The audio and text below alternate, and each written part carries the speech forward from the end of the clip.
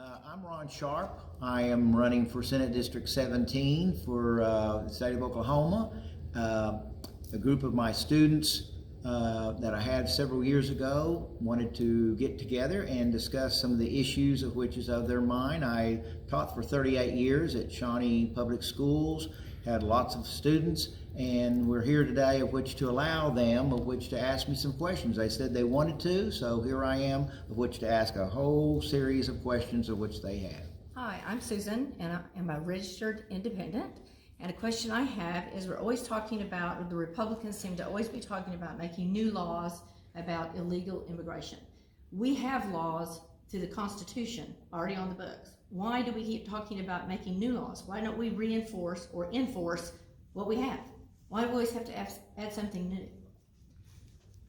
There's been a tremendous turnover in the Congress in the last several years, not just including here in Oklahoma, but in the entire United States. There is, about every 2 years, the Congress changes who is in control. And for 2 years, you may have the Republicans in control. For 2 years, you may have the Democrats, and then you'll have what is basically going on right now, a split Congress where you'll have the Democrats in control of the Senate and the Republicans are barely in control of the House. 5 Republicans have hence quit in just the last few months because they are tired of trying to deal with the hard right, and the hard right is removing speakers one after another, so they're having tremendous leadership problems in the Congress right now. And through all of this dysfunctional government that we have right now, illegal immigration is going on, and we can't get a control. Senator Lankford attempted of which to come up with bipartisan legislation using the Democrats and the Republicans of which to address the issue to at least again stop the bleeding. Yes. But he was tortured with the hard right, who basically said we don't get 100% of what we want. And that's the problem that we have. It was at one point in time compromised. If you compromised, it was considered to be an attribute. Matter of fact, if you ask students in classrooms 20, 30 years ago what most of them were when you gave them all the different sides, they said, well, I'm a moderate. Yes.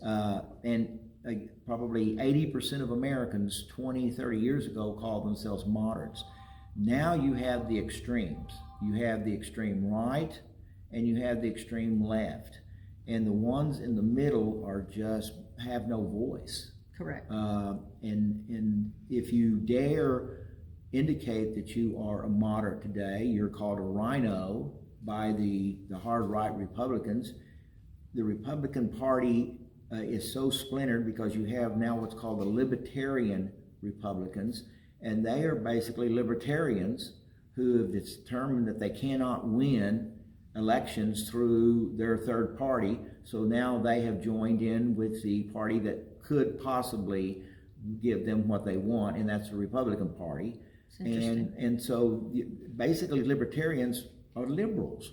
They want to do away with taxes. They want to tax churches. They want to tax churches, so therefore people will get so irritated that they want to do away with all taxes.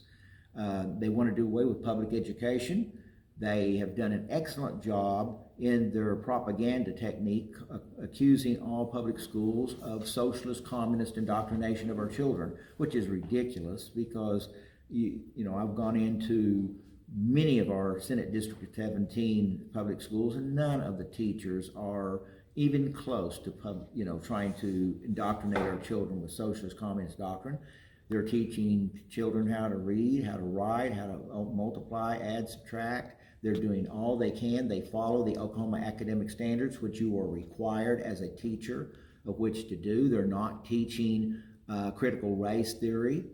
They're not, the social emotional learning is taking place to some degree because of the fact that we have so many children today with a 50% divorce rate, and also the imprisonment rate of parents and so forth in the state of Oklahoma. They're living in trauma. Their whole life at home is in trauma.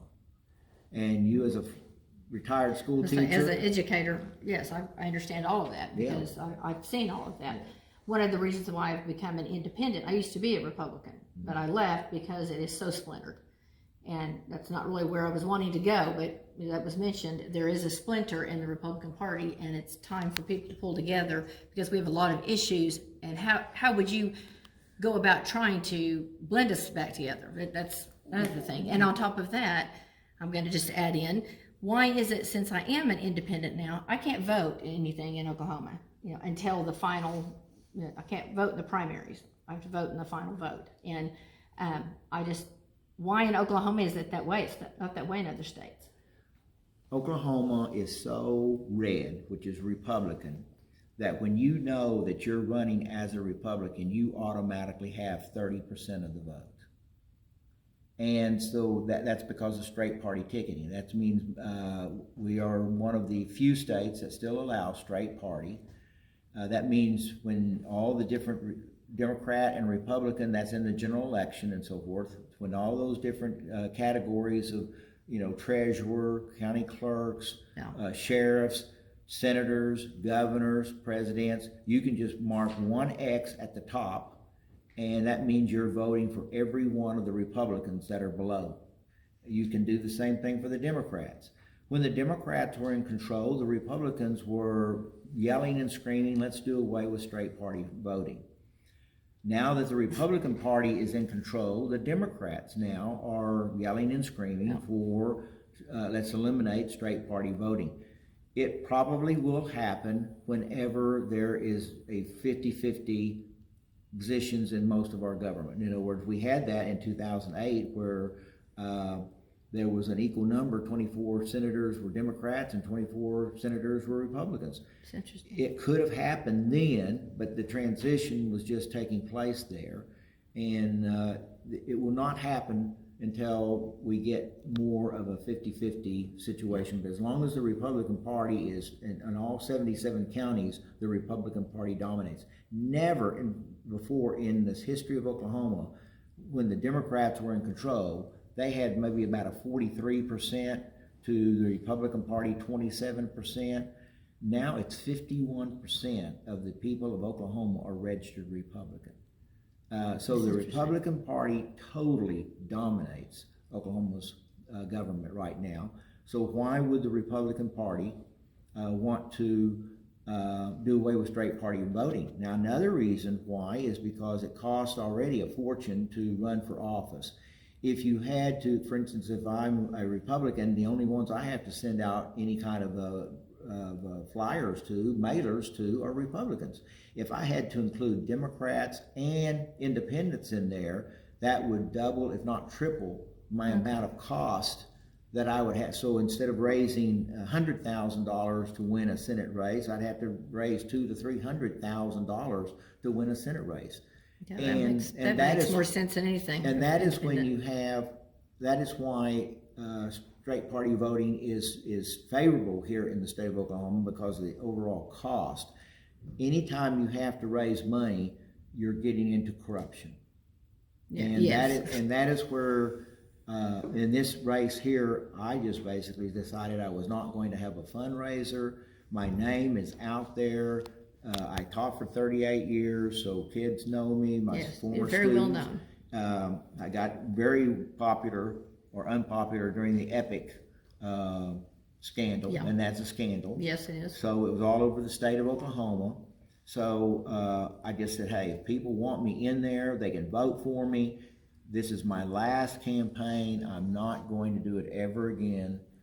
I have one full term that I can serve. Unlike one of my opponents, Shane Jett, can only serve 2 years of a 4-year term.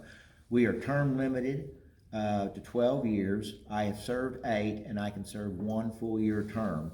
And because of that, I should be the most qualified. I know the parliamentary procedure. I already knew that before I went in there, having studied government for many years, taught it. And so it really was very easy for me to adapt to being a senator. My dad was the director of agriculture for Oklahoma, so his office was previously at the state capitol. It was no big deal for me to walk in there. I wasn't totally impressed with it, because I'd already been in there many times. Right. So I was accustomed. I wasn't fearful of the other senators and representatives. I realized that, I just one of them. Okay, so what I'm getting from this, a plus for you is you have 4 years left, and it's going to take a little bit of time to help change things. So having 2 years isn't really a feasible thing. The others that are running, nothing against them except that they don't know anything yet. They're brand new, so they would come in brand new where you have experience and have the time to help make changes, as opposed to somebody brand new who has 6 years and has to learn everything, or the person that's in and just has 2 years left. Well, I can definitely change the rhetoric for public education. It only takes one senator to change the rhetoric, because when they realize that a senator is going to say something within the Republican Party for some ridiculous idea that they're proposing, they do not want that on camera. Oh. And so that is something, again, they were concerned. Epic was, of course, that's why they spent all the thousands of dollars to get me out of there, because I was the one senator going after them.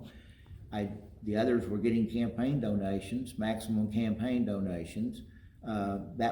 Epic was their poster boy for school choice. Right. And therefore, if that one went down, then there was problems. Many of your city chambers were very supportive of Epic because they were getting leases through various buildings in their towns. Yeah. And they were paying maximum dollars for those leases. One of the up there at Tulsa, it was $60-something thousand a month. Okay, so for everybody watching, explain Epic. We've talked about it. I know exactly what you're talking about since I'm an educator, or was. I'm retired now. But explain what you're talking about. You were the one to speak up against Epic. What is Epic? Epic Charter School was the biggest political scandal ever in Oklahoma history, and may be the biggest political scandal in American history up to this point. And we've had many, but we're talking about millions of taxpayer dollars going into the pockets of just a few individuals. And the few individuals controlled a for-profit LLC known as Epic Youth Services. In 2005, they created basically a incorporation, a nonprofit incorporation that was called Community Strategies, Inc. One of the trade names of Community Strategies, Inc. was Epic Charter Schools. So technically you had Epic Youth Services, LLC, a for-profit controlling a nonprofit, Epic Charter Schools.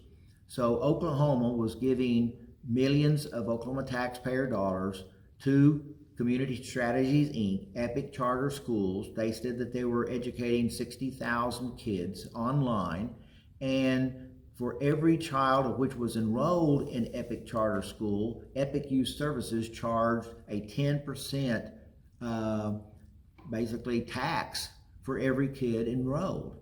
So that was just money in their pockets. It was definitely a for-profit scheme.